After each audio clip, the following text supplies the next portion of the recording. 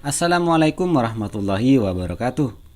Halo teman-teman semua, selamat datang kembali di channel Penjahit Hari. Di video tutorial kali ini saya akan menjawab pertanyaan dari Mbak Hilla Islin yang bertanya terkait permasalahan pada alat lubang kancing estar ini ya. Seperti ini ya. Karena tidak sedikit masalah tersebut timbul pada alat lubang kancing yang satu ini. Ini adalah kendala yang dialami Mbak Hilla Islin. Semoga nanti dari jawaban saya ini bisa sedikit membantu.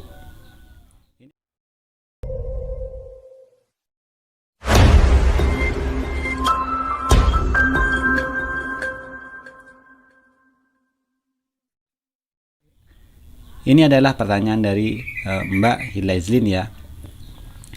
Minta tolong dong, mesin estar saya kok selalu ngeluarin serbuk hitam setiap dipakai. Alhasil kalau dipakai buat ngelubang warna putih kainnya jadi kotor. Tolong bantuannya. Jika permasalahan yang Mbak Islin terjadi pada teman-teman di sini, hal yang pertama kalian lakukan yaitu coba bersihkan alat lubang kancingnya untuk menghilangkan kotoran atau serbuk hitam dari gesekan yang dihasilkan dari alat lubang kancing tersebut. Bisa dibongkar ya teman-teman terlebih dahulu atau dibersihkan saja di area yang kotor. Untuk cara membongkar alat lubang kancing estar ini silahkan teman-teman cek di sini ya. Di area mana yang biasanya menghasilkan serbuk? Nah, yang menghasilkan serbuk hitam di sini yaitu antara badan alat lubang kancing yang bergesekan dengan sepatu alat lubang kancingnya. Biasanya di bagian depan sini ya teman-teman. Selanjutnya bagian bawah di area baut ini. Nah, di sekitar sini ya teman-teman. Alat ini masih manual. Jadi jangan lupa berikan oli mesin jahit secara berkala pada bagian-bagian yang saling bergesekan. Dengan catatan saat pemberian oli jangan terlalu banyak, asal basah saja. Kalau terlalu banyak juga bisa berakibat fatal ketika digunakan untuk membuat lubang kancingnya. Ini adalah bagian-bagian yang wajib diberi oli ya teman-teman. Nah, kebetulan sekali ya teman-teman, di sini alat lubang kancing saya dalam keadaan kotor karena belum saya bersihkan. Jadi ini sangat kotor ya. Area yang harus dibersihkan untuk alat lubang kancing manual seperti ini untuk merek Yestar di bagian yang pertama yaitu di bagian badan dan sepatu dari alat lubang kancing ini. Biasanya di bagian sepatu ini pergerakannya maju mundur. Jadi antara sepatu dan badan alat lubang kancing ini saling bergesekan. Jadi silahkan teman-teman bersihkan dulu di area ini ya. Caranya yaitu putar baut yang ini. Nah, silahkan sampai full maju ke depan. Lalu silahkan bersihkan seperti ini ya.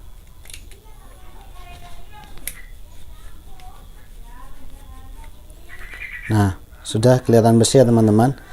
Ini masalahnya serbuk yang dihasilkan itu dari arah sini ya teman-teman, juga di area bawah ini.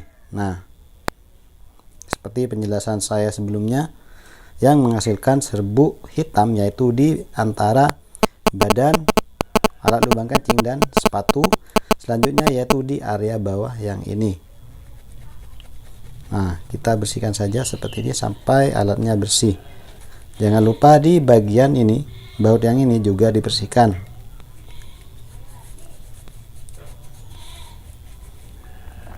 Nah, jika sudah selesai, nah ini cuman saya bersihkan di area ini ya, dua ini, karena alat lubang kancing ini cara membersihkannya dalam antara 1 bulan 1 kali.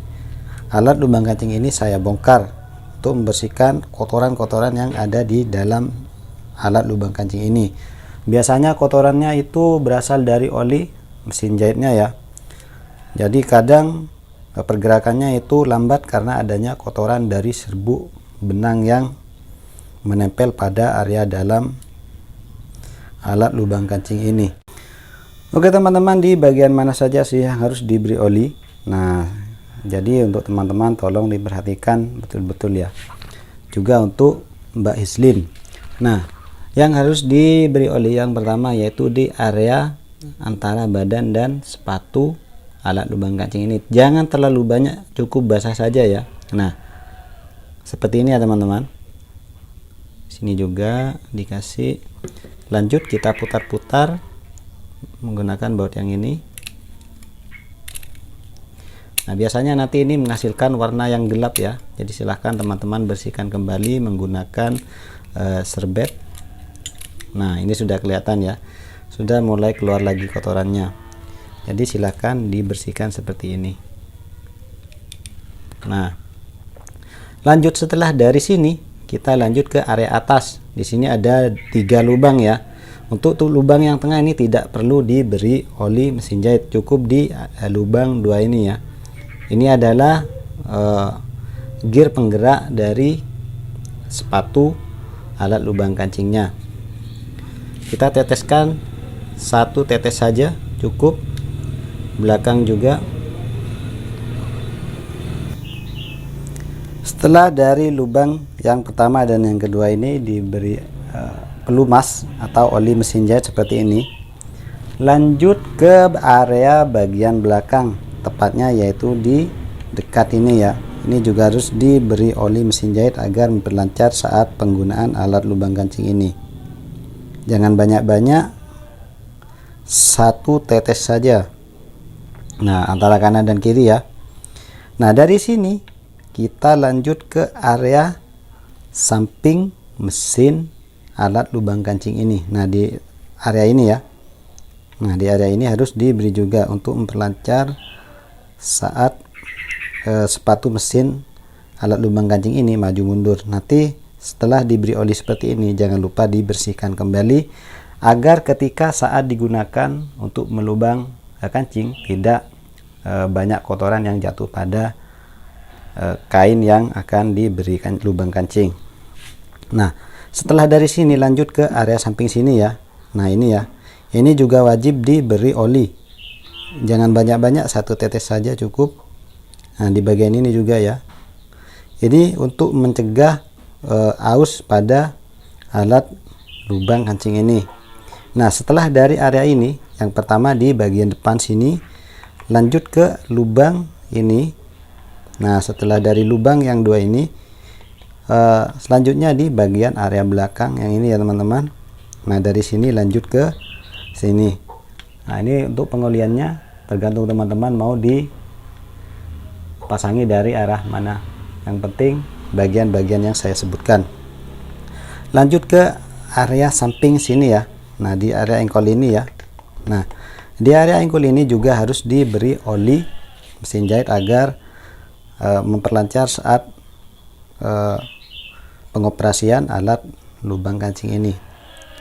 Biasanya itu di bagian ini ya teman-teman. Nah, di bagian engkol ini diberikan juga. Di sini sudah ada wadahnya ya. Ini ya.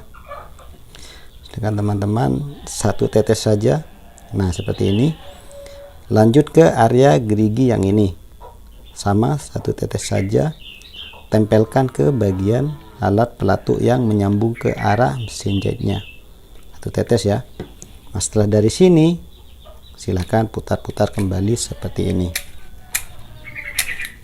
Untuk yang di depan juga sama, diputar-putar seperti ini.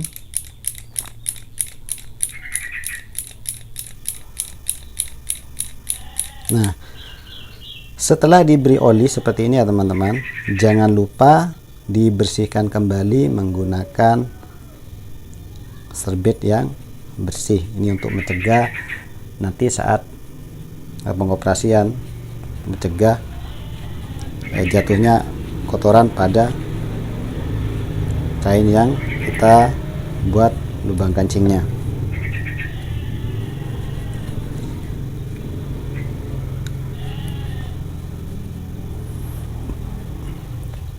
Nah, setelah dibersihkan seperti ini, lanjut teman-teman gunakan untuk membuat lubang kancing pada kain perca yang sudah tidak digunakan kembali ya.